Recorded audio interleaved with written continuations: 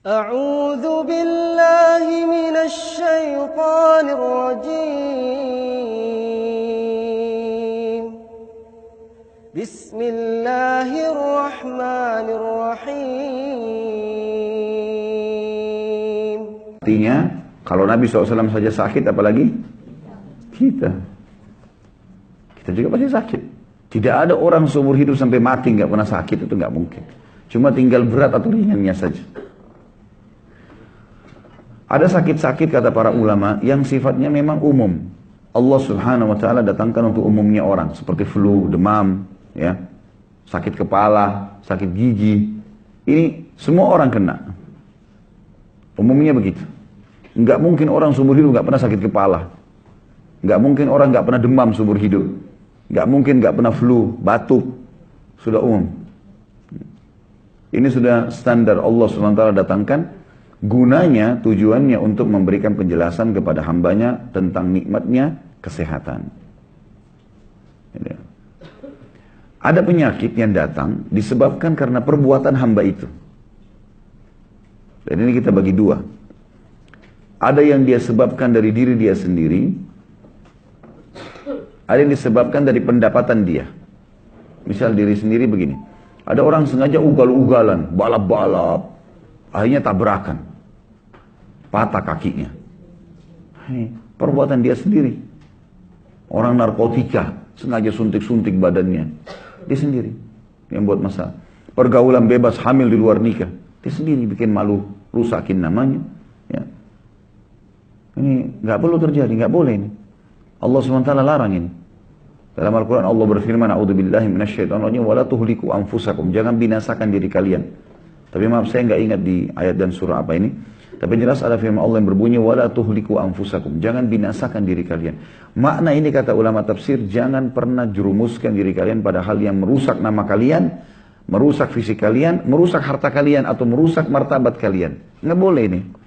Nggak boleh orang sengaja mempertaruhkan hartanya, nama baiknya, nggak boleh. Kita tahu ini bahaya, jangan. Nggak usah. Gitu kan? Jangan sama sekali ngerusak itu, karena itu akibatnya ada. Kita buat sesuatu, akibatnya ada. Maka cerdaslah.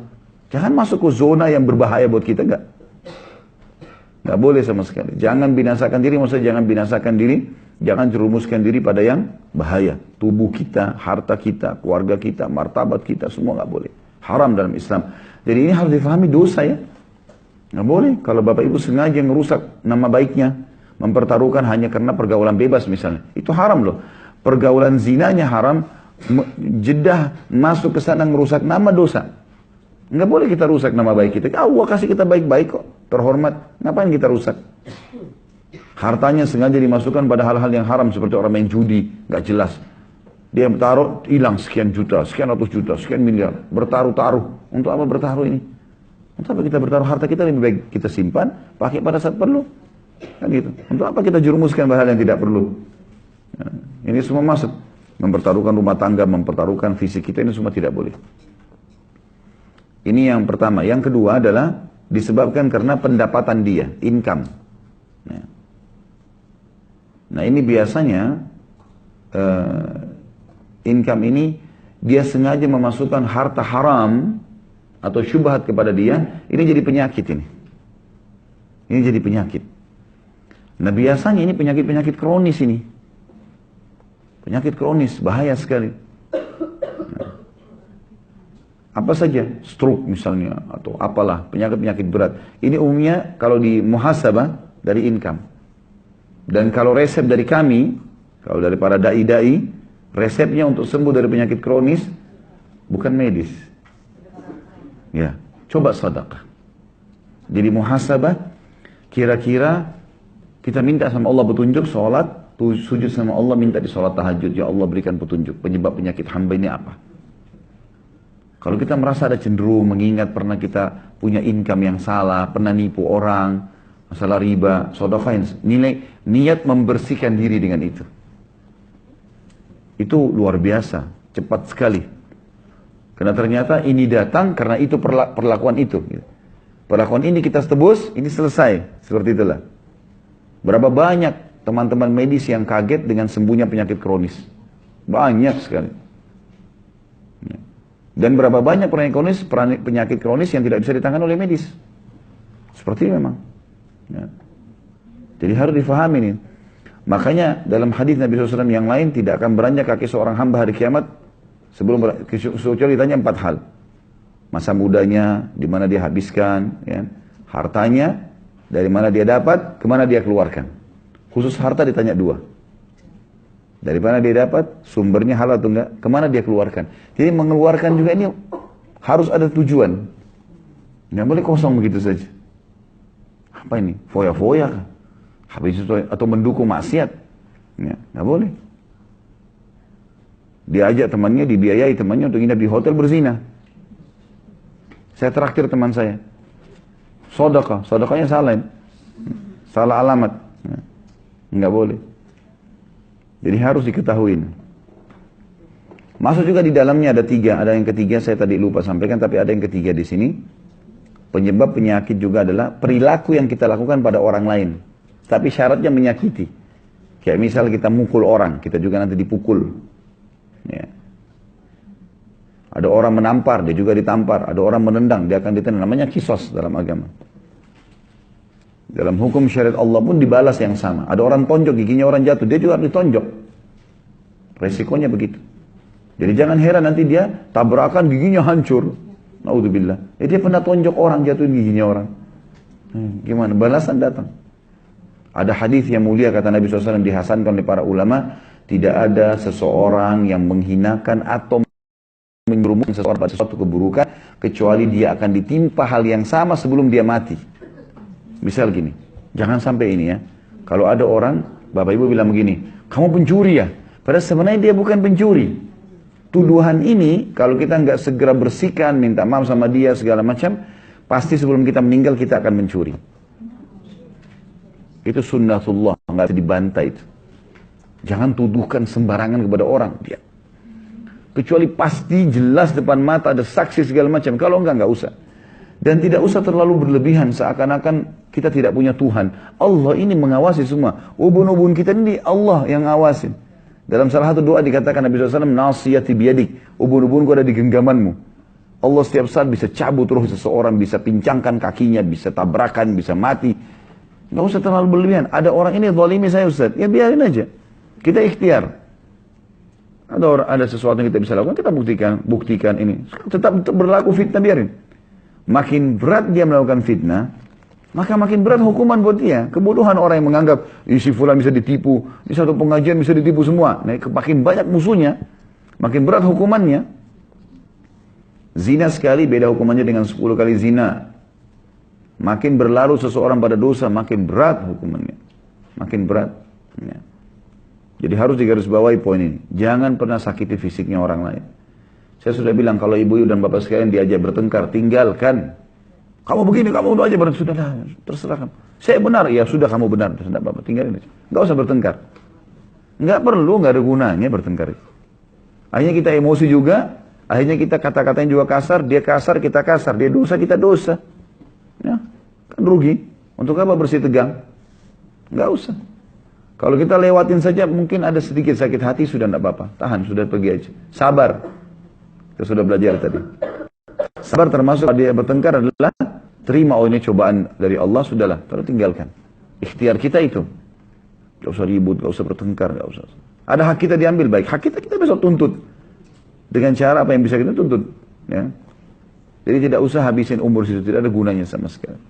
Kalau sampai seseorang pun membahayakan, maka bisa saja. Ada orang, dia mau bahayakan orang lain, Allah langsung hukum. Banyak kasus terjadi begitu. Ya.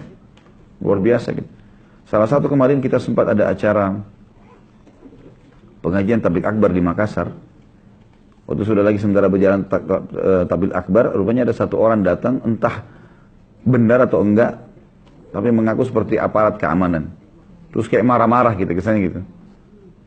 Subhanallah, baru dia tanya, mana ketua panitia ini? Dia lagi di atas motor. Entah kenapa, dia sendiri menggas, motornya jatuh, giginya jatuh, berdarah, segala macam.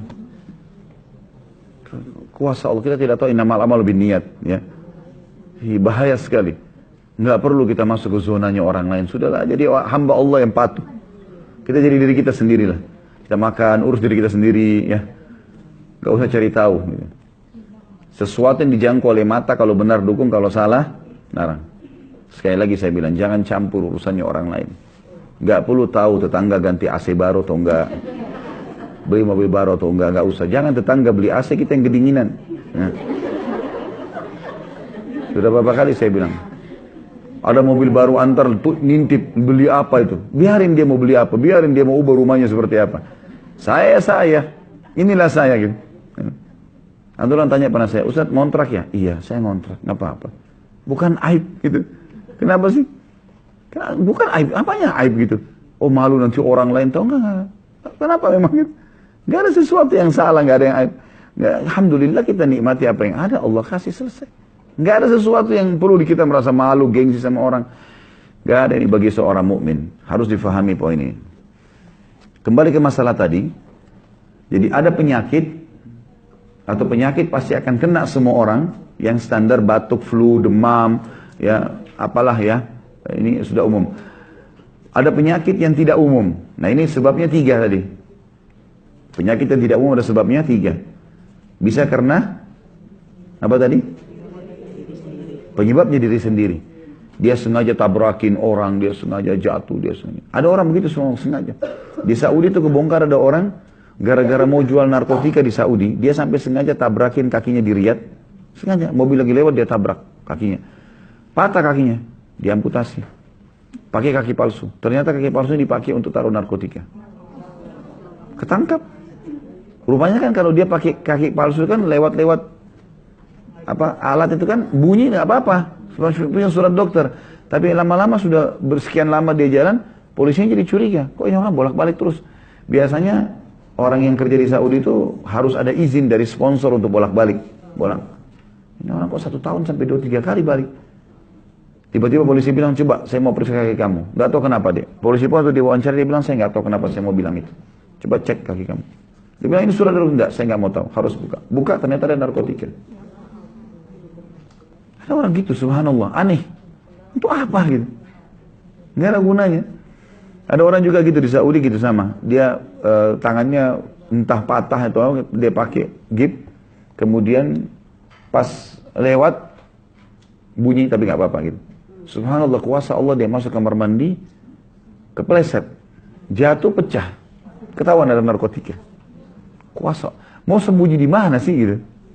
Mau kemana kita? Sehebat apa sih gitu? Sehebat apa? Makin kita pasrah kepada Allah, makin kita ikut peraturan, makin kita jadi hamba Allah yang baik, makin enak loh sebenarnya. Jangan buat masalah dalam hidup ini. Gak usah buat masalah, untuk apa? Itu penyebab diri sendiri. Atau ya, income yang haram, mendatangkan penyakit kronis, atau mengganggu orang lain, menyakiti secara fisik atau kata-kata, semua berlaku pada kita. Nah, sudah pernah kita jelaskan hadis Nabi SAW, kama tadinu tudan. Sebagaimana kau berperilaku, kau pun akan dibalas itu. Ya. Saya sudah sempat kirimkan kemarin di Buninis ya, kalau tidak salah ada yang RBT yang sudah direkam suara. Itu diantaranya ada yang kita rekam dan memang disengaja disebari untuk menjadi dakwah. Jadi pada saat ada panggilan masuk, itu memang panggilannya itu. Termasuk hadis tadi, balasan perbuatanmu. Selalu dengar, ingat, kama tadinu tudan, sebagaimana kau berperilaku kau akan dibalas yang sama. Hari ini kau gunjing, kau akan digunjing. Besok hari ini kau fitnah, besok kau akan difitnah. Hari ini kau mukul, besok kau akan dipukul. Tidak bisa lolos. Nggak bisa lolos. Jangan buat itu. Tidak usah masuk ke zona itu. Ya. Baik. Kemudian tentu berhubungan juga dengan masalah sakit. Pelajaran yang kita ambil adalah Nabi SAW bersabda dalam sebuah hadis, Allah tidak turunkan penyakit kecuali Allah datangkan obat bersamanya.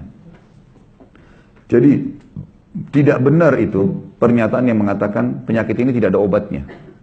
Itu mungkin penelitian sementara para medis. Kan banyak penyakit yang dulu dianggap tidak ada obatnya sekarang ada kan? Tapi yang jelas kita sebagai seorang muslim tahu tidak ada penyakit kecuali ada obatnya, itu hadis sahih. Allah tidak menurunkan penyakit kecuali Allah turunkan bersamanya obatnya. Maka berobatlah wahai hamba-hamba Allah. Berarti kita nggak boleh vakum, suruh berobat, ikhtiar. Saya nggak mau minum vitamin sekarang, karena saya pikir nggak usah lah, nggak perlu. Padahal sebenarnya dia perlu. Kenapa nggak dipakai? Konsumsi, nggak ada masalah. Selama bahannya halal nggak ada masalah. Gitu kan? Ini faedah penting dalam masalah pengobatan. Tidak ada penyakit kecuali Allah turunkan bersamanya. Kecuali Allah turunkan bersamanya pengobatnya. Ini pasti, nggak mungkin tidak. Gitu kan? Lalu kata Nabi SAW, dan berobatlah wahai hamba-hamba Allah. Ikhtiar, silakan. Ingat, siapa yang bergerak, dia yang dapat. Itu pepatah bahasa Arab. Ya. Artinya, mengkhayal orang mau dikenal, orang mau berprestasi, lalu tidak ada hasil, tidak ada karyanya.